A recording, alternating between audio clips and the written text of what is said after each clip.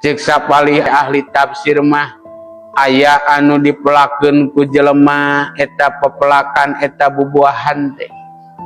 Aya nu teu dipelaku jelema eta bubuahan teh. Aya nu ditancepkeun ku jelema Gusti Allah ngajadikeun pirang-pirang kebon teh. Eta kebon teh aya nu dipelakan ku jelema, aya anu teu dipelakan ku jelema langsung ku Gusti Allah dipelakanana. Geura eta geura ari anu di leuweung eta nu di gunung eta saha nu melakanana?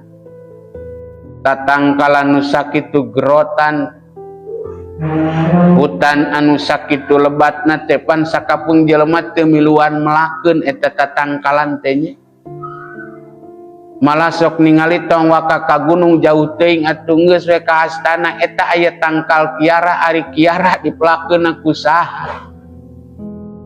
Nu melakeun kiara di astana eta tangkal kiara mah jarang nu melakeun.